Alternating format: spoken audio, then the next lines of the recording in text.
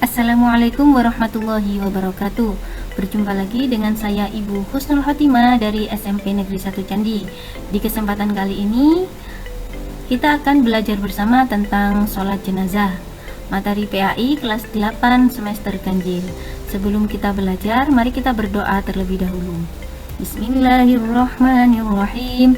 Rabbi zidni ilma warzuqni fahma, amin ya rabbal alamin. Selanjutnya mari kita simak tujuan pembelajaran. Yang pertama, setelah belajar materi ini, peserta didik diharapkan mampu menjelaskan pengertian sholat jenazah beserta ketentuan dan tata cara pelaksanaannya dengan benar. Yang kedua, diharapkan peserta didik mampu mempraktekkan sholat jenazah dengan tertib. Oke, baik, langsung saja. Jadi sholat jenazah itu merupakan dari serangkaian 4 kewajiban seorang muslim terhadap muslim yang lain apabila meninggal dunia. Yang pertama, kewajibannya adalah memandikan jenazah. Yang kedua, setelah dimandikan maka mengkafani jenazah. Kemudian yang ketiga adalah mensolati jenazah, dan yang terakhir adalah mengubur jenazah. Nah, ini materi ini kaitannya dengan mensolati jenazah. Jadi mari kita bersama-sama belajar tentang sholat jenazah. Pertama, apa sih sholat jenazah itu, atau definisi sholat jenazah? Sholat jenazah adalah sholat yang dilakukan untuk mendoakan seorang muslim yang telah meninggal dunia. Adapun dalil keutamaan sholat jenazah adalah hadis riwayat Bukhari Muslim yang berbunyi dari Abu Hurairah radhiyallahu anhu, ia berkata bahwa Rasulullah SAW bersabda, barang siapa yang menyaksikan jenazah sampai disolatkan, maka baginya pahala 1 qirot. Barang siapa menyaksikan sampai dimakamkan, maka baginya 2 qirot. Nah, 1 qirot itu ibarat 1 gunung Uhud. Nah, sebegitu besarnya pahala sholat jenazah. Selanjutnya, syarat-syarat di dalam sholat jenazah.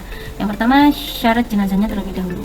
Jenazah adalah muslim, jadi kalau untuk non-muslim tidak wajib melakukan sholat jenazah, bahkan tidak boleh.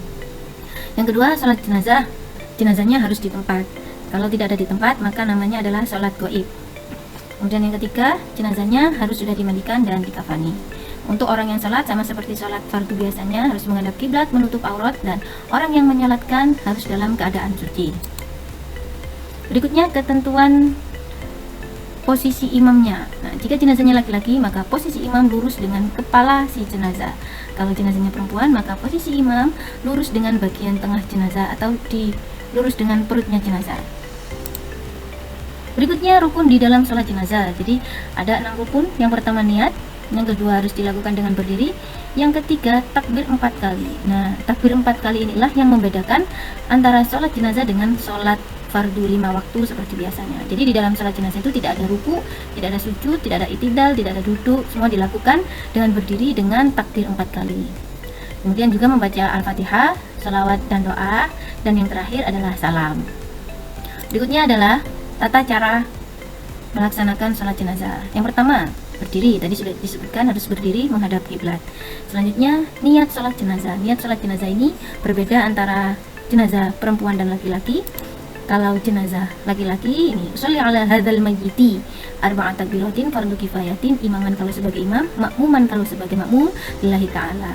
Kalau untuk jenazah perempuan yang membedakan adalah pada bagian ini, hadhil mayyitati, usolli ala hadhil mayyitati, itu kalau jenazahnya perempuan. Nah, kembali lagi.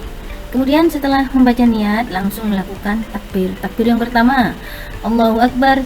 Nah, langsung membaca surat Al-Fatihah. Bismillahirrahmanirrahim. Sampai amin. Langsung lanjut takbir yang kedua, Allahu Akbar. Kemudian langsung membaca sholawat. Sholawat yang dibaca kalau yang singkat, Allahumma sholli ala sayyidina Muhammad. Tapi kalau mau yang lengkap bisa membaca sholawat Ibrahimiyah seperti saat melaksanakan tahiyat akhir itu sampai fil alamina innaka hamidum majid. Itu takbir yang kedua. Kemudian dilanjutkan lagi takbir yang ketiga, Allahu Akbar. Setelah takbir ketiga langsung membaca doa untuk jenazah. Doanya apa?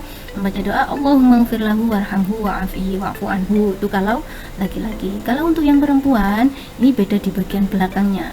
Allahumma ighfir laha warhamha wa'afiha wa'fu anha. Setelah itu melanjutkan takbir yang keempat. Takbir yang keempat membaca doa keselamatan atau doa untuk umum. Bagaimana doanya?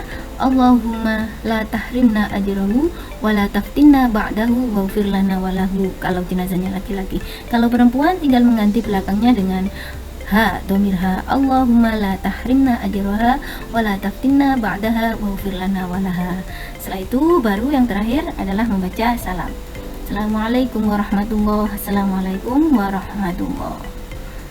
Nah, itu tadi tata cara sholat jenazah. Berikut ini adalah ketentuan tadi, niat untuk jenazah laki-laki dan niat untuk jenazah perempuan. Dan ini salawatnya yang pendek, lebih lengkapnya yang ada di bawah ini. Kemudian ketentuan doa takbir ketiga. Nah, tadi singkatnya ini, kemudian lebih lengkapnya bisa membaca yang di bagian bawahnya ini. Jangan lupa kalau jenazahnya perempuan, domir hu diganti dengan domir ha. Selanjutnya doa di takbir keempat. Nah, ini singkatnya, yang bawahnya ini adalah lengkapnya. Nah, apa sih keutamaan sholat jenazah? Dengan melakukan sholat jenazah, maka kita akan mendapatkan pahala yang besar di sisi Allah Subhanahu wa Ta'ala. Kemudian bisa juga memperkuat persaudaraan antar sesama muslim. Yang ketiga, sebagai pengingat kematian, karena kullu nafsin dha'iqatul maut, setiap yang bernyawa akan mengalami kematian.